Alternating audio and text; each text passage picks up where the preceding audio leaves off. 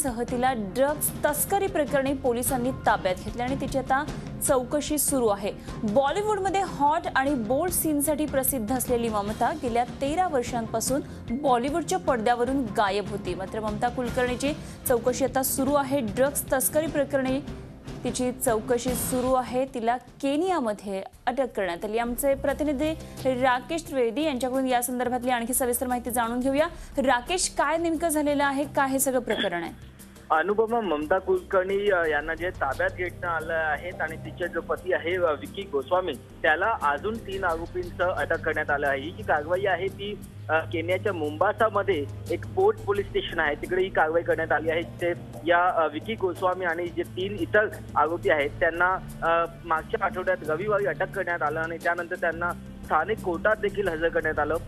कोर्टानं सध्या आता त्यांना 14 दिवसांसाठी न्यायालयीन कोठडीत पाठवलं आहे आणि पोलिसांनी या 4 जे आरोपी आहेत त्यांच्याकडून एकूण 98 पॅकेट्स जे आहेत ड्रग्सचे ते जप्त केलेले आणि त्यानंतर ममता कुलकर्णी ची देखील चौकशी चालू आहे। एक मोठा जॉईंट ऑपरेशन होता केनिया पोलीस आणि युनायटेड स्टेट्सचे जे ड्रग एन्फोर्समेंट एजन्सी आहे त्यांच्यात आणि त्या अशी माहिती भेटत आहे आपल्याला सूत्रांकडून की जी FBI आहे सगळ्यात मोठी जी इन्व्हेस्टिगेटिंग एजन्सी आहे अमेरिकाची ती देखील आता ममता कुलकर्णीशी चौकशी करत आहेत। सध्या आता पोलिसांना हा तपास करायचा आहे की ममता कुलकर्णीचा जो रोल होता, जी भूमिका होती ती कितपर्यंत होती। विकी गोस्वामी हा जो आहे तो भारतात अगोदर ड्रग्सचा धंदा करायचा, व्यापार करायचा, त्यानंतर त्यांनी झोंबियाकडे तो गेला। झोंबियामध्ये त्यांनी आपला जो व्यापार आहे त्याला एक्सपांड केलं, त्यानंतर तो साऊथ आफ्रिकाला देखील गेला।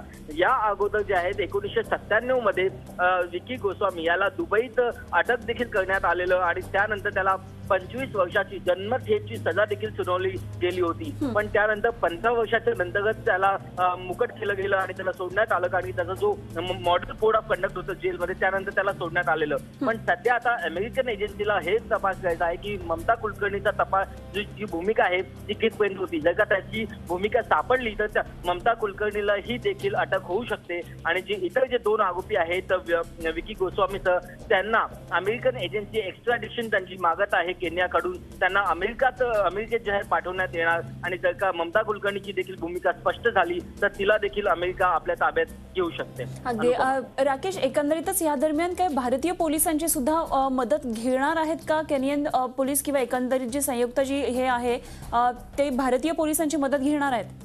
अनुपमा, असं आता सध्या तर काही वाटत नाही कारण की मुंबईत किंवा भारतात विकी गोस्वामी यांच्यावर कुठलाही गुन्हा दाखल नाही आहे। या अगोदर जेव्हा काही एक लहान छोटे मोठे जे केसेस होते मुंबईत ड्रग्सचे अँटी नार्कोटिक्सचे ते त्यांनी बेलवर त्यांना सुटका भेटलेला आहे। पण सध्या हा जो एक फ्रेश केस आहे त्यात केनिया पोलीस आणि अमेरिकन पोलीस जे आहेत त्यांचाच रोल इथे दिसत आहे। या मागच्या 3-4 महिन्यापासून ही दोन्ही एजन्सीज आहेत ती एक स्टिंग ऑपरेशन करत होती। त्यांनी आपले जे एजंट्स आहेत त्यांनी हा जो रॅकेट आहे त्यात त्यांनी शिकवलेलं आणि त्यानंतर हे स्टिंग ऑपरेशन कंप्लीट झाल्यानंतरच या चौघांना अटक करण्यात आली आहे। पण सध्या ममता कुलकर्णीचा या ड्रग आणि तस्करीच्या केसमध्ये भूमिका कितपर्यंत होती हे आता अजूनपर्यंत जे आहे ते स्पष्ट झालेलं नाही। ठीक आहे, धन्यवाद राकेश दिलेल्या सगळ्या सविस्तर माहितीविषयी। राकेश त्रिवेदी आमचे प्रतिनिधी आपल्या बरोबर होते। ममता कुलकर्णी बॉलिवूडची ॲक्ट्रेस, गेल्या 13 वर्षांपासून जरी ती बॉलिवूडच्या पडद्यावर नसली तरी सुद्धा तिची कारकिर्दी निश्चितच वादग्रस्त राहिलेली आहे। बोल्ड सीनसाठी प्रसिद्ध असलेली ममता आता आणखी एका वादात सापडली आहे। ती तस्करी संदर्भात, ड्रग्स तस्करी संदर्भात सध्या केनियन पोलिसांनी तिला ताब्यात घेतलेली आहे। चौकशी सुरू आहे। तिची नेमकी भूमिका यामध्ये काय होती त्याचा तपास आता पोलीस करतात। झी 24 तास रहा एक पाऊल पुढे।